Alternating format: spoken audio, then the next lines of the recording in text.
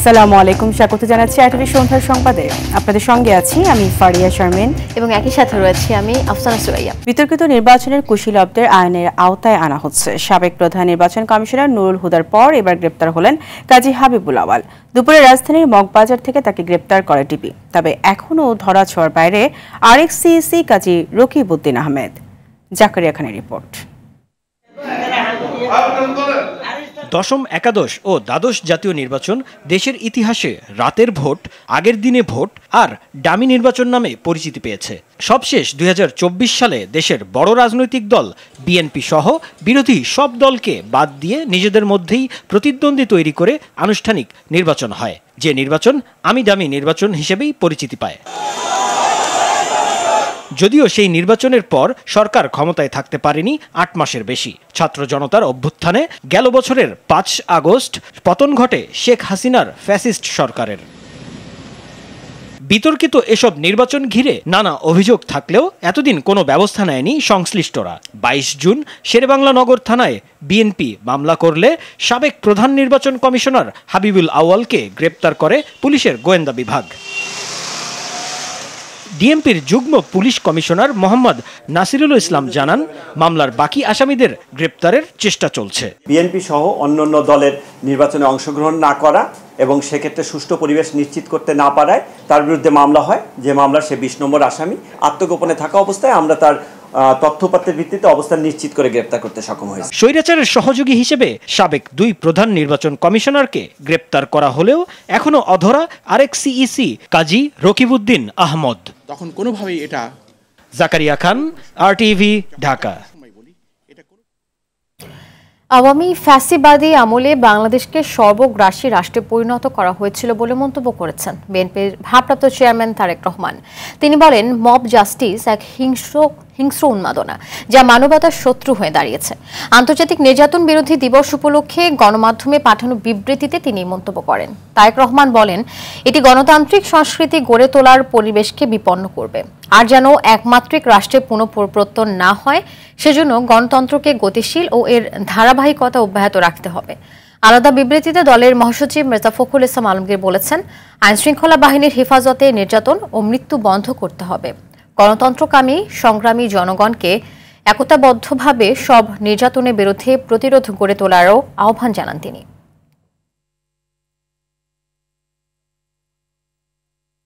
অন্তর্বর্তী সরকারের অধীনে স্থানীয় সরকার নির্বাচন করার দাবি জানিয়েছে জামায়াতে ইসলামী। প্রধান নির্বাচন কমিশনার এএমএম নাসির উদ্দিনের সঙ্গে বৈঠক শেষে সাংবাদিকদের কথা জানান দলটির সহকারী সেক্রেটারি জেনারেল হামিদুর রহমান আজাদ। তিনি বলেন, ভোট প্রভাবমুক্ত ও নিরপেক্ষ করতে পরবর্তী সব স্থানীয় সরকার নির্বাচন তত্ত্বাবধায়ক সরকারের অধীনে করতে হবে। এছাড়া সংখ্যানুপাতিক পদ্ধতিতে আগামী সংসদ নির্বাচন এবং প্রবাসীদের ভোটের অধিকার নিশ্চিত করার দাবি জানিয়েছে দলটি। হামিদুর রহমান আজাদের নেতৃত্বে ৩ সদস্যের প্রতিনিধি দল প্রধান নির্বাচন কমিশনারের সঙ্গে বৈঠক করেন। ইলেকশন যদি দলীয় সরকারের অধীনে হয়, দলীয় প্রার্থীদেরকে চেয়ারম্যান মেম্বার বানানোর জন্য, মেয়র বানানোর জন্য গভর্নমেন্ট টোটাল ইনস্টলমেন্টকে কাজে লাগিয়ে ভোটকে, ইলেকশনকে প্রভাবিত করে দলীয় প্রার্থীকে জিতিয়ে আনে। সেই কারণে আমরা বলেছি, এটা যদি নিরপেক্ষ নির্দলীয় সরকারের অধীনে হয়, এটা ফেয়ার হবে, গ্রহণযোগ্য হবে। পোস্টাল ভোটার, অনলাইন ভোটার পদ্ধতি যেগুলো আছে, এই কমিশন এবং এই সরকার যেন যথাযথ উদ্যোগ নেয়। স্থানীয় সরকার নয়, সবার আগে জাতীয় নির্বাচন চায় বিএনপি। একটি নির্বাচিত সরকারের অধীনে যদি স্থানীয় নির্বাচন হয়, সে নির্বাচনের বিশ্বস্ততা বাড়বে বলেও জানান বিএনপির সিনিয়র যুগ্ম মহাসচিব রুহুল কবির রিজভী। নয়াপল্টনে দলের কেন্দ্রীয় কার্যালয়ে জুলাই অভ্যুত্থানে আহতদের মাঝে আমরা বিএনপি পরিবারের পক্ষ থেকে চিকিৎসা সহায়তা প্রদান অনুষ্ঠানে তিনি এসব কথা বলেন। ৫ আগস্টের পর মব জাস্টিসের মাধ্যমে যারা হত্যাকাণ্ড ঘটিয়েছে, তারা যে দলেরই হোক না কেন, তাদের দ্রুত আইনের আওতায় এনে বিচারের দাবি জানান রিজভী। আমাদের বক্তব্য সুস্পষ্ট, প্রথমেই জাতীয় নির্বাচন দিতে হবে, কারণ একটি নির্বাচিত জাতীয় সরকার, সেই সরকারের অধীনে প্রতিটি নির্বাচন যদি হয়, সেখানে ক্রেডিবিলিটি বাড়বে এবং জনগণ দেখবে সেই সরকারের অধীনে নির্বাচনগুলো সুষ্ঠু হচ্ছে কিনা। একজন ব্যক্তি সর্বোচ্চ 10 বছর প্রধানমন্ত্রীর দায়িত্ব পালন করতে পারবে। সংবিধানে এমন বিধান যুক্ত করার বিষয়ে বিএনপি সহ সব রাজনৈতিক দল একমত হয়েছে। রাজধানীর ফরেন সার্ভিস একাডেমিতে রাজনৈতিক দলগুলোর সঙ্গে ঐকমত্য কমিশনের বৈঠক শেষে এ কথা জানানো হয়। বৈঠকে সাংবিধানিক ও সংবিধিবদ্ধ প্রতিষ্ঠানের নিয়োগ কমিটির প্রস্তাবকেও স্বাগত জানিয়েছে বেশিরভাগ দল। সাদিয়া কানিজ জানাচ্ছেন এরই বিস্তারিত। ঐকমত্য কমিশনের সঙ্গে দ্বিতীয় ধাপের ষষ্ঠ দিনের বৈঠকের শুরুতে রাজনৈতিক দলগুলোর মধ্যে ছিল প্রাণচাঞ্চল্য। রাষ্ট্রের গুরুত্বপূর্ণ বিষয়ে ঐক্যবদ্ধ হতে দলগুলোকে ছাড় দেওয়ার আহ্বানের মধ্য দিয়ে শুরু হয় এদিনের বৈঠক। রাষ্ট্রের মূলনীতি, রাষ্ট্রপতি নির্বাচন সহ গুরুত্বপূর্ণ 5 বিষয়ের উপর আলোচনা শুরু হয়। সংবিধানের মূলনীতিতে সাম্য, মানবিক মর্যাদা সহ আরও 5টি বিষয় যুক্ত করার প্রস্তাব দেয় কমিশন। তবে কিছু বিষয়ে এখনও রয়ে গেছে মতানৈক্য। এদিন জাতীয় সাংবিধানিক কাউন্সিল গঠনের পরিবর্তে সাংবিধানিক ও সংবিধিবদ্ধ প্রতিষ্ঠানের নিয়োগ কমিটি গঠনের নতুন প্রস্তাব দেয় কমিশন। এতে 2-1টি দল ছাড়া সব দলই সম্মতি জানায়।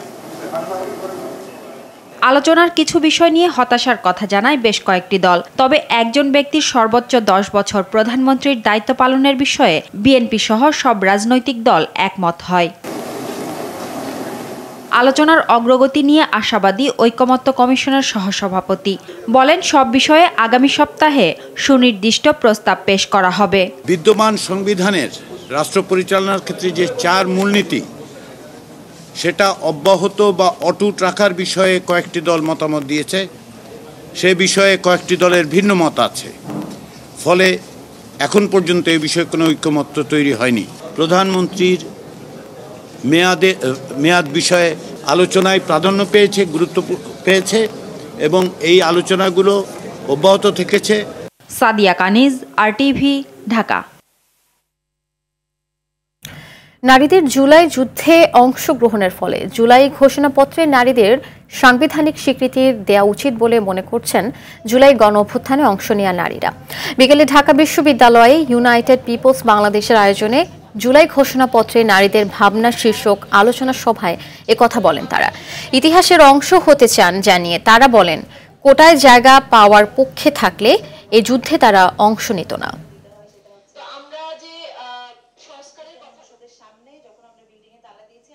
আমরা যেটা করেছি, আমরা চাচ্ছি না আমাদেরকে খুব বেশি গ্লোরিফাই আপনারা করেন, আর আমরা যেটা করেছি সেটা স্বীকৃতি আমরা চাই। 24-এর যে এত বড় বিপ্লব হলো, সেখানে কিন্তু নারীর ভূমিকা ছাড়া, নারীর অংশগ্রহণ ছাড়া কোনোভাবেই এই বিপ্লবটা আসলে সম্ভব হতো না। এটা আমরা প্রত্যেকে স্বীকার করতে হবে। শেখ হাসিনার আদালত অবমাননা মামলায় রাষ্ট্র নিয়োজিত আইনজীবী আমিনুল গনি টিটুকে অব্যাহতি দিতে নতুন আইনজীবী নিয়োগ দেওয়া হয়েছে। এই মামলার প্রস্তুতি নিতে অ্যামিকাস কিউরি AY মশিউজ্জামানকে 1 সপ্তাহ সময় দিয়ে পরবর্তী শুনানির জন্য 2 জুলাই দিন ধার্য করেছে ট্রাইব্যুনাল। এর আগে গত 5 আগস্ট শেখ হাসিনার বিচার চেয়ে সামাজিক যোগাযোগ মাধ্যমে পোস্ট করেছিলেন আমিনুল গনি। তাকেই আবার শেখ হাসিনার পক্ষে আইনজীবী নিয়োগ দেওয়ার সমালোচনা দেখা দেয়। শুনানি শেষে প্রসিকিউটর জানান, শেখ হাসিনার পক্ষে নতুন আইনজীবী হিসেবে নিয়োগ পেয়েছেন আমির হোসেন। মানবতা বিরোধী অপরাধের মামলাও হাসিনার পক্ষে লড়বেন তিনি।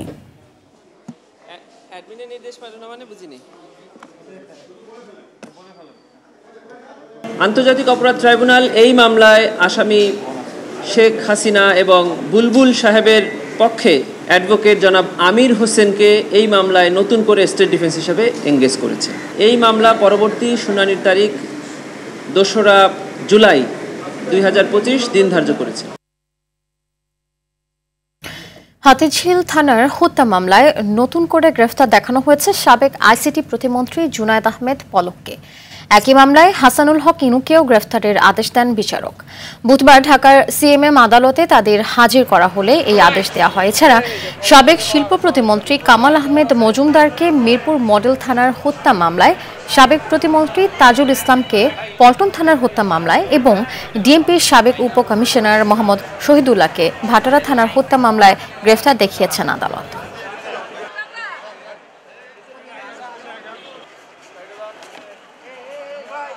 ফ্যাসিস্ট হাসিনার অন্যতম সহযোগী সাবেক অবৈধ মন্ত্রী জুনায়েদ আহমেদ পলক, হাসানুল হক ইনু এবং কামাল আহমেদ মজুমদার সাবেক পুলিশ কমিশনার, তাদেরকে বিভিন্ন হত্যা মামলায়, হত্যা প্রচেষ্টা মামলায় আদালতে উপস্থাপন করে দরখাস্তটি পর্যালোচনা করে তারা যেহেতু এজাহারনামী আসামি, তাদেরকে গ্রেপ্তার দেখিয়ে জেল হাজতে প্রেরণ করে।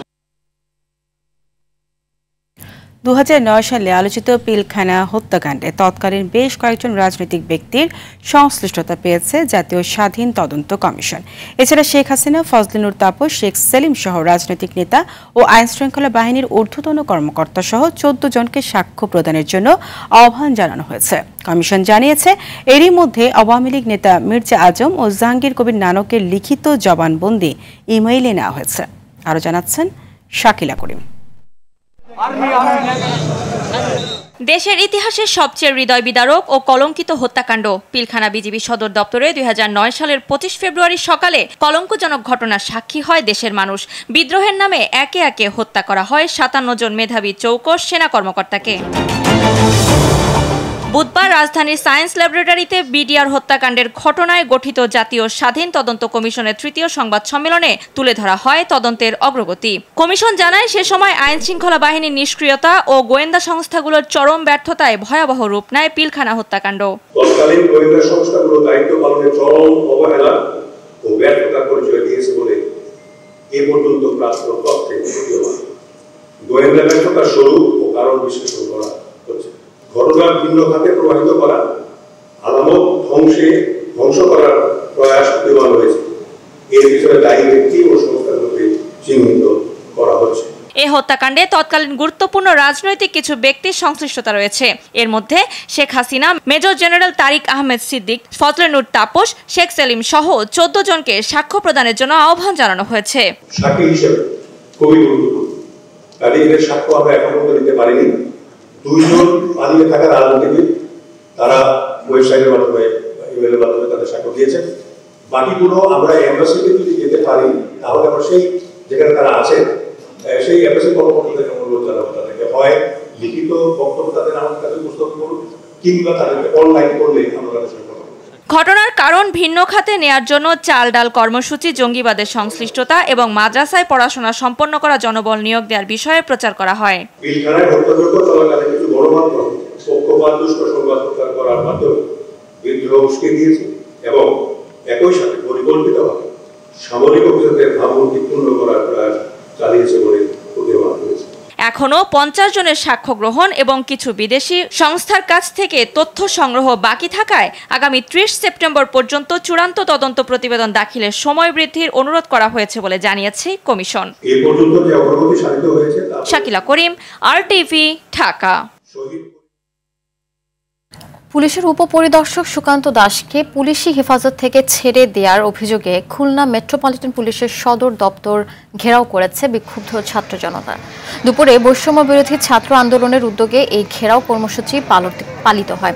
এ সময় কেএমপির সামনে সড়কে আগুন দেয় বিক্ষোভকারীরা। পরে কেএমপির প্রধান ফটকে তালা ঝুলিয়ে দেয় তারা।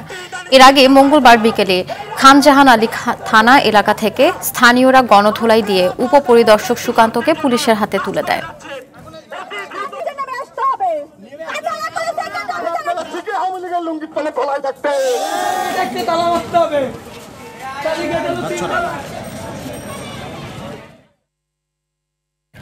পরিবেশ রক্ষায় সবাইকে আত্মবিধ্বংসী সিদ্ধান্ত থেকে সরে আসার আহ্বান জানিয়েছেন প্রধান উপদেষ্টা ডক্টর মোহাম্মদ ইউনূস। প্লাস্টিক পণ্যকে পরিবেশের প্রধান শত্রু উল্লেখ করে তা বর্জনের আহ্বান জানান তিনি। সকালে বাংলাদেশ চীন মৈত্রী সম্মেলন কেন্দ্রে বিশ্ব পরিবেশ দিবস ও পরিবেশ মেলা এবং জাতীয় বৃক্ষরোপণ অভিযান ও বৃক্ষ মেলার উদ্বোধনী অনুষ্ঠানে তিনি এসব কথা বলেন। জাহিদ রহমানের রিপোর্ট। বাংলাদেশ চীন মৈত্রী সম্মেলন কেন্দ্রে বন, পরিবেশ ও জলবায়ু পরিবর্তন মন্ত্রণালয় আয়োজন করে বিশ্ব পরিবেশ দিবস ও পরিবেশ মেলা এবং জাতীয় বৃক্ষরোপণ অভিযান ও বৃক্ষ মেলার 2024 এসে কার্যক্রম আমরা শুরু করেছি বাস্তবায়নে। এতে অংশ নিয়ে প্রধান উপদেষ্টা পরিবেশ ধ্বংসের জন্য মানবজাতিকে দায়ী করেন। আহ্বান জানান পরিবেশ রক্ষায় পলিথিন বর্জনের। আমরা যদি আমাদের লাইফস্টাইল পরিবর্তন না করি, এই যুদ্ধে সামগ্রিকভাবে মানুষের পরাজয় অবসান। বর্জন একজন উৎপাদন করে ফেলেছে, তারপর বলছে বর্জন করে, দুজনের লেগে যাবে। গোড়াতে যদি আমরা উৎপাদনটাই বন্ধ করতে পারি, তাহলে আর বর্জনের প্রশ্ন আমাদের আর থাকে না, আমাদের সমস্যার মধ্যে আমরা পড়ি না। এবং উৎপাদন বন্ধ করলে যে দুনিয়া অচল হয়ে যাবে তাও না। পলিটিক্স বেশি দিন আগের জিনিস না, মাত্র সেদিনের জিনিস। তরুণ প্রজন্ম অসীম শক্তির প্রমাণ গণ অভ্যুত্থান। তাই পরিবেশ রক্ষায় সকল নাগরিকদের পাশাপাশি তরুণরা বিশেষ ভূমিকা রাখবে বলে আশা প্রধান উপদেষ্টার। তরুণরাই আমাদের নতুন বাংলাদেশ গড়ার স্বপ্ন দেখতে অনুপ্রাণিত করেছে। নিজের মধ্যে এমন সংকল্প করতে হবে যে আজ থেকে আমি আমার দৈনন্দিন জীবনে কার্বন নিঃসরণ শূন্যতে নিয়ে আসবো। আমাদের অবশ্যই আত্মবিধ্বংসী চিন্তা ভাবনা থেকে মুক্ত হতে হবে।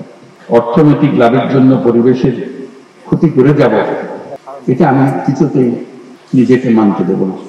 পরিবেশ রক্ষার দায়িত্ব সরকারের উপর তুলে দিয়ে নাগরিকদের নির্ভর থাকার সুযোগ নেই বলেও মন্তব্য করেন ডক্টর মোহাম্মদ ইউনূস। পরিবেশ মেলা, বৃক্ষ মেলা ও বৃক্ষরোপণ অভিযান 2025-এর শুভ উদ্বোধন ঘোষণা করছে। পরিবেশের প্রথম সবক হচ্ছে আমার পরিবেশ আমাকে রক্ষা করতে হবে, আর কেউ এসে রক্ষা করে দিয়ে যাবে। পরিবেশকে হতে হবে নাগরিকদের আন্দোলন।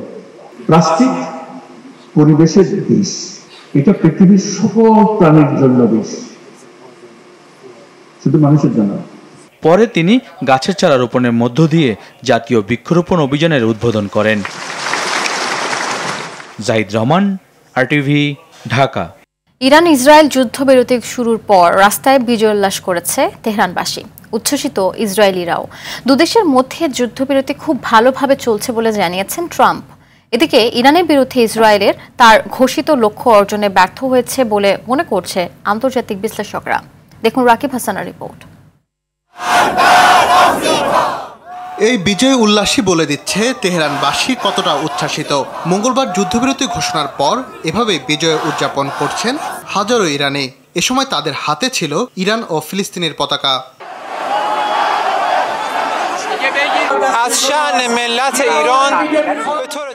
আজ আমি এখানে এসেছি শুধু এই কথা জানাতে যে কোনো উপায়ে আমরা ইরানি জাতির সম্মান রক্ষা করব। আমাদের সর্বোচ্চ নেতা আলী খামেনি যে নির্দেশনা দেবেন আমরা তাই মেনে চলব এবং তাকেই সমর্থন দিয়ে যাব। জীবনের বিনিময়ে ইরানকে যারা এই বিজয় উপহার দিলেন সেই সব বীর শহীদদের জানাজা আগামী শনিবার রাষ্ট্রীয় মর্যাদায় অনুষ্ঠিত হবে। স্থানের সময় সকাল 8টা থেকে জ্যেষ্ঠ সামরিক কমান্ডার ও শীর্ষ বিজ্ঞানীদের রাষ্ট্রীয় মর্যাদায় জানাজার কার্যক্রম শুরু হবে। এদিকে যুদ্ধবিরতি ইরান ইসরায়েল দুই দেশই মানছে বলে জানান ট্রাম্প। তবে এর আগে ট্রাম্পের ইরান আগ্রাসনকে সমর্থন করে না বেশিরভাগ মার্কিনি। CNN SSRS এর সাম্প্রতিক এক জরিপে এই মনোভাব উঠে এসেছে। এক সপ্তাহেরও বেশি সময়ের শঙ্কা ও আতঙ্ক ভুলে ইসরায়েলিদের বেশ খোশ মেজাজে সমুদ্র পারে সময় কাটাতে দেখা যায়। এ সময় নানা ধরনের খেলাধুলায় মেতে ওঠেন তারা। আশা করছি আর কোনো অ্যালার্ম বাজবে না, কোনো সাইরেনের আওয়াজ শোনা যাবে না এবং সবকিছু শান্ত থাকবে। অন্যদিকে যুক্তরাষ্ট্রের হামলায় ইরানে মূল পারমাণবিক কার্যক্রম ধ্বংস করা যায়নি, তবে কয়েক মাসের জন্য পিছিয়েছে এই কার্যক্রম। রাকিব হাসান, RTV। এদিকে ইরান ইসরায়েল যুদ্ধবিরতি চুক্তির জন্য নোবেল শান্তি পুরস্কারের জন্য মনোনীত হয়েছেন মার্কিন প্রেসিডেন্ট ডোনাল্ড ট্রাম্প। রিপাবলিকান আইন প্রণেতা বাজি কার্টার এই পুরস্কারের জন্য ট্রাম্পকে মনোনীত করেন।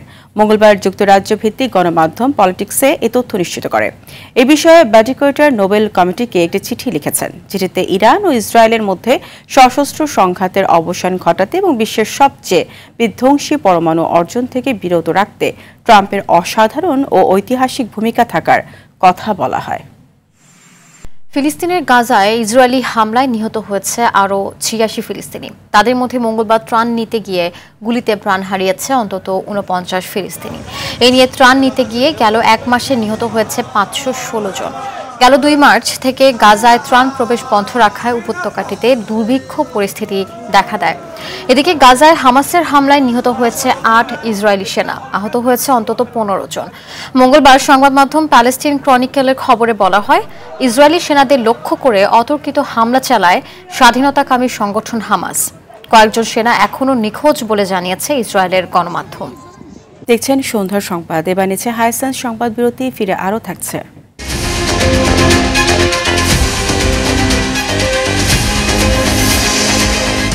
অনলাইনেও বিক্রি হচ্ছে নিষিদ্ধ মাদক, ধরাছোঁয়ার বাইরে গডফাদাররা, আইন শৃঙ্খলা বাহিনীর উদাসীনতা দায়ী মন্তব্য বিশেষজ্ঞদের।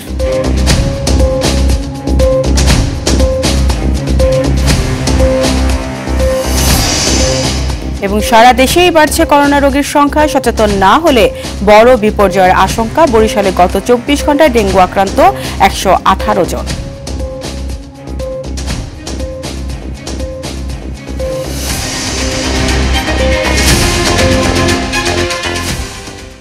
উপদেষ্টা আসিফ মাহমুদ সজীব ভুঁইয়াকে ক্ষমা চাওয়ার আহ্বান জানিয়েছেন বিএনপি নেতা ইশরাক হোসেন।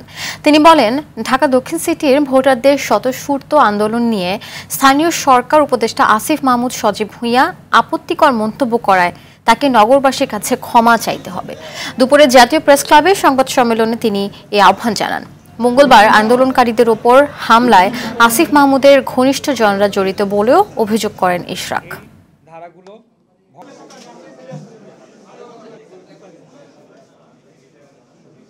একটি বেসরকারি চ্যানেলে সাক্ষাৎকার দিয়ে স্থানীয় সরকার উপদেষ্টা আসিফ মাহমুদ অত্যন্ত আপত্তিকর কিছু কথা বলেছেন। আসিফ বলেছে, বিএনপির এক নেতার ইন্ধনে ইশরাকের আন্দোলন হয়েছে। এই বক্তব্যের মধ্য দিয়ে হাজার হাজার ঢাকার ভোটারদের চরম অপমান করা হয়েছে। এটার জন্য তাকে অবশ্যই নাগরিকদের কাছে ক্ষমা চাইতে হবে। জাতীয় রাজস্ব বোর্ড এনবিআর কর্মকর্তাদের চলমান আন্দোলনে কয়েকজন ব্যবসায়ীর ইন্ধন থাকতে পারে বলে মন্তব্য করেছেন অর্থ উপদেষ্টা ডক্টর সালেউদ্দিন আহমেদ। তিনি বলেন, বৃহস্পতিবার এনবিআর কর্মকর্তাদের সঙ্গে বৈঠকের পর সমাধান হতে পারে।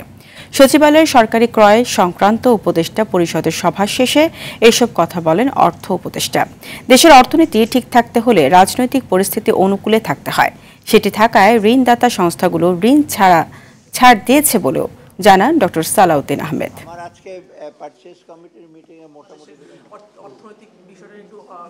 এনবিআর ভেতরে আপনার অনেক রকম ইস্যু আছে, ডিসক্রিপেন্সি আছে, অ্যাকাউন্টেবিলিটি নাই, ট্রান্সপারেন্সি নাই, তাই না? অতএব এইখানে বেশিরভাগ আগের সরকারের সময় কিছু সংখ্যক ব্যবসায়ী তারাই কিন্তু বেনিফিট, ভালো যারা লেভেল প্লেয়িং ফিল্ড তারা কিন্তু ওদের ধারে কাছে যেতে পারতো না। অতএব তাদের ব্যাপার হয়তো এটা আমি একটা অনুমান করে বলছি যে এখানে কিছু স্বার্থ আছে, না হলে হঠাৎ করে ওরা ওদের ক্যারিয়ার টেরিয়ার নিয়ে এত চটে গেল। সারা দেশে হাত বাড়ালেই মেলে নিষিদ্ধ মাদক।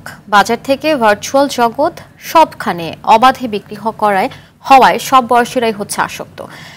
আইনশৃঙ্খলা বাহিনীর উদাসীনতায় গডফাদাররা ধরা ছোঁয়ার বাইরে থাকায় পরিস্থিতি নাজুক হয়েছে বলে মত বিশেষজ্ঞদের। মাদক নিয়ে দীপ্তচন্দ্র পালের ধারাবাহিক প্রতিবেদনের প্রথম পর্ব আজ। ছবি তুলেছেন মেহেদী হাসান সুজন। রাজধানীর ব্যস্ততম এলাকা কারণ বাজার। দিনে দুপুরে রেল লাইনে প্রকাশ্যে বিক্রি হচ্ছে নিষিদ্ধ মাদক।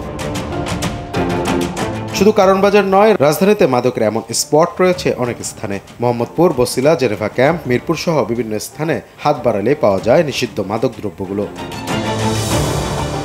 পরিস্থিতি আরো ভয়াবহ করে তুলেছে অনলাইনে মাদক বেচাকেনা। হোম ডেলিভারির কারণে সহজেই আসক্ত হচ্ছে তরুণ প্রজন্ম। ফুল অ্যাড্রেস বলতে হবে এন্ড 50% টেক অর্ডার করবে, বাকি টেক নেওয়ার সময় দিতে হবে। মাদকের ছোবলে অনেকেই হারিয়ে ফেলেছেন নিজের স্বপ্ন। তাদেরই একজন যাত্রাবাড়ির বাসিন্দা সুজন। মাধ্যমিক, উচ্চ মাধ্যমিক পরীক্ষায় জিপিএ 5 পেলেও মাদক কেড়ে নিয়েছে তার সুন্দর ভবিষ্যৎ। বর্তমানে একটি মাদকাসক্তি নিরাময় কেন্দ্রে চিকিৎসা নিচ্ছেন তিনি।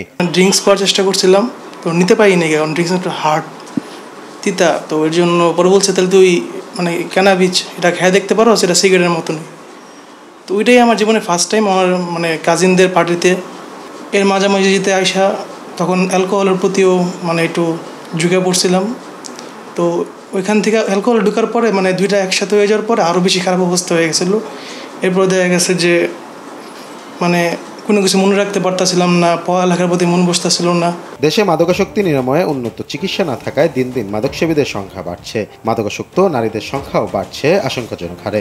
মনে করো হয়তো বড় লোকের ছেলেরা খায় বা গরিব লোকের যা ছেলেরা খায়, কিন্তু এখন আমরা যেসব প্রতিনিয়ত দেখছি, এখানে এখন কোনো ক্লাস নেই, আর্থসামাজিক কোনো শ্রেণী নাই। এটা হচ্ছে যেমন দরিদ্র পরিবারের সন্তানও নিচ্ছে, মধ্যবিত্তরাও নিচ্ছে, আবার যারা ধনী পরিবার তারাও কিন্তু মাদকের গ্রহণ করছে। এই ক্লাসিফিকেশনটা এখন করা যাবে না। প্রশাসনের উদাসীনতা দেশে মাদকাসক্তি ভয়াবহ করে তুলেছে বলে জানান বিশেষজ্ঞরা। আমাদের একটা কম্প্রিহেন্সিভ পরিকল্পনা দরকার যে সাপ্লাইটাকে কিভাবে রিডিউস করবে, এবং এখানে কিন্তু শুধু মাদকদ্রব্য নিয়ন্ত্রণ অধিদপ্তরের একার বিষয় না, এখানে বিজিপি আছে, এখানে র্যাব আছে, অন্যান্য আইন প্রয়োগকারী সংস্থা, ইভেন কোস্ট গার্ড, তারা তো আমাদের কোস্টাল বেল্টে তারা সক্রিয়, সমন্বিত। এই সমন্বয়টা খুব দরকার। তাদের মতে আইনশৃঙ্খলা বাহিনীর শক্ত অবস্থানের পাশাপাশি সামাজিক প্রতিরোধই পারে তরুণ সমাজকে মাদকের করাল গ্রাস থেকে রক্ষা করতে।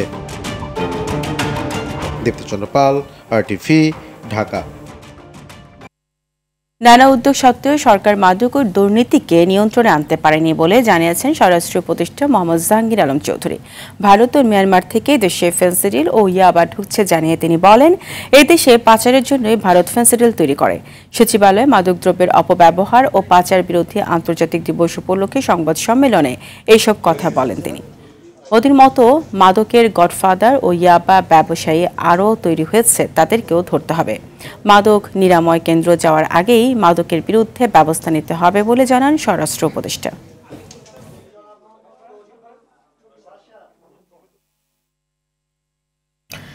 সারা দেশে বাড়ছে করোনায় আক্রান্ত রোগীর সংখ্যা। চট্টগ্রামে একদিনে 9 জন করোনা ভাইরাসে আক্রান্ত হয়েছেন। নগরীর 15টি হাসপাতালে 179 জনের নমুনা পরীক্ষায় 9 জনের শরীরে নতুন করে করোনা ভাইরাস শনাক্ত হয়। জেলা সিভিল সার্জন কার্যালয় জানায়, জেলায় এ পর্যন্ত 99 জনের করোনা পজিটিভ হয়েছে। এদের মধ্যে 88 জন চট্টগ্রাম নগরী এবং 11 জন বিভিন্ন উপজেলার বাসিন্দা। এদিকে দিনাজপুরে 2 জনের শরীরে করোনা শনাক্ত হয়েছে, তাদেরকে নিজ বাসায় আইসোলেশনে রাখা হয়েছে। সংক্রমণ প্রতিরোধে সবাইকে সতর্ক থাকার পরামর্শ দিচ্ছেন চিকিৎসকরা।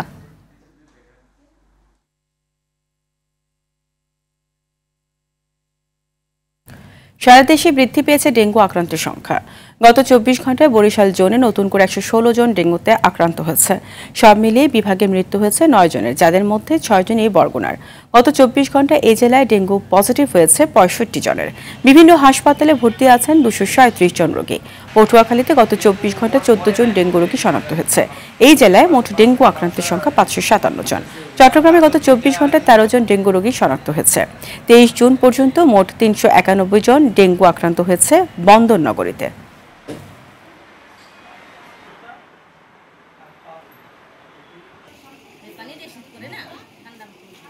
দিনাজপুরের চালের বাজার অভিযান চালিয়ে অতিরিক্ত দাম ও মোড়ক জালিয়াতির অভিযোগে 2 প্রতিষ্ঠানকে জরিমানা করেছে ভোক্তা অধিকার সংরক্ষণ অধিদপ্তর। দুপুরে সদর উপজেলা খাদ্য নিয়ন্ত্রণকে সঙ্গে নিয়ে শহরের বাহাদুর বাজারের পাইকারি চালের বাজারে অভিযান চালান সহকারী পরিচালক বোরহান উদ্দিন। এই সময় রাকিব ট্রেডার্স নামের একটি প্রতিষ্ঠানকে 1500 টাকা এবং রিপি দোলা মৌ ট্রেডার্সকে 4000 টাকা জরিমানা করা হয়। লক্ষ্মীপুরের কমলনগরে অবৈধ স্থাপনা উচ্ছেদ অভিযানের সময় ইটের দেয়াল ধসে 3 শ্রমিক আহত হয়েছেন। দুপুর উপজেলার হাজিরহাট এলাকায় এই ঘটনা ঘটে। জানা গেছে, পানি উন্নয়ন বোর্ড ও উপজেলা প্রশাসনের যৌথ অভিযানে হাজিরহাটে খালের পাশে অবৈধ স্থাপনা উচ্ছেদ করা হয়। এক পর্যায়ে একটি পুরনো ইটের দেয়াল ভেঙে পড়ে, এতে 3 শ্রমিক আহত হন। তাৎক্ষণিকভাবে স্থানীয়রা তাদের কমলনগর উপজেলা স্বাস্থ্য কমপ্লেক্সে ভর্তি করেন। উপজেলা নির্বাহী কর্মকর্তা মোহাম্মদ রাহাদুজ্জামান জানান, 2 জন প্রাথমিক চিকিৎসা শেষে সুস্থ আছেন, অন্যজনকে উন্নত চিকিৎসার জন্য লক্ষ্মীপুর সদর হাসপাতালে পাঠানো হয়েছে। ভবিষ্যতে তারকা ফুটবলার তৈরিতে চলতি মাসের 28 তারিখ থেকে 3 দিন 52 জন বাংলাদেশি বংশোদ্ভূত প্রবাসী ফুটবলারের ট্রায়াল নেবে বাফুফে। ফুটবল ফেডারেশনের নেক্সট গ্লোবাল স্টার প্রজেক্টের আওতায় ঢাকা জাতীয় স্টেডিয়ামে হবে এই আয়োজন। প্রথম 2 দিন 2টি করে সেশনে হবে প্রাথমিক মূল্যায়ন। তৃতীয় দিনে বাছাইকৃত ফুটবলারদের নিয়ে ফুটবল ম্যাচের আয়োজন করা হবে। চূড়ান্তভাবে বাছাইকৃতদের দেশের বিভিন্ন বয়স ভিত্তিক দলে খেলার সুযোগ পাওয়ার পাশাপাশি ঘরোয়া ক্লাবগুলোতে খেলারও সুযোগ থাকবে। দুপুরে মহাখালীতে সংবাদ সম্মেলনে এসব তথ্য জানায় বাফুফে।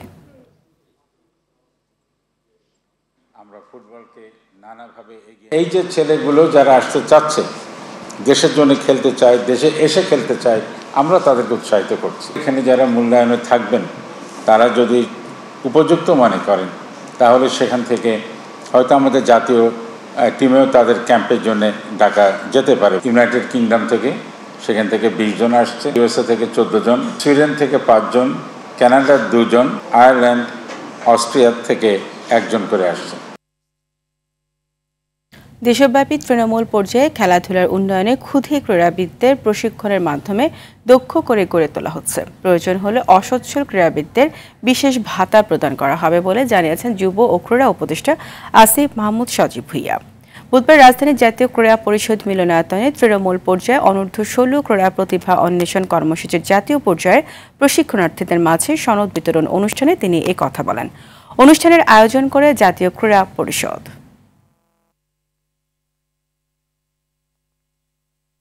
আমরা যেন প্রত্যেকটি প্রতিভাকে তার সর্বোচ্চ পর্যায় পর্যন্ত নিয়ে যেতে পারি, এমন একটা ইকোসিস্টেম গড়ে তোলা যেখানে বাংলাদেশের প্রত্যন্ত অঞ্চল থেকে এমনকি ছিন্নমূল শিশুদের মধ্যে থেকেও যদি কারোর মধ্যে প্রতিভা থাকে, কারোর মধ্যে জেনেটিক্যাল অ্যাডভান্টেজ থাকে কোনো নির্দিষ্ট স্পোর্টসের জন্য, তাকে তেমনভাবে প্রস্তুত করার একটা পরিবেশ তৈরি করে দেয়া, একটা সিস্টেম তৈরি করা যার মাধ্যমে সেও বাংলাদেশকে পৃথিবীর বুকে রিপ্রেজেন্ট করতে পারবে, সেও বাংলাদেশের জন্য সম্মান বয়ে আনতে পারবে।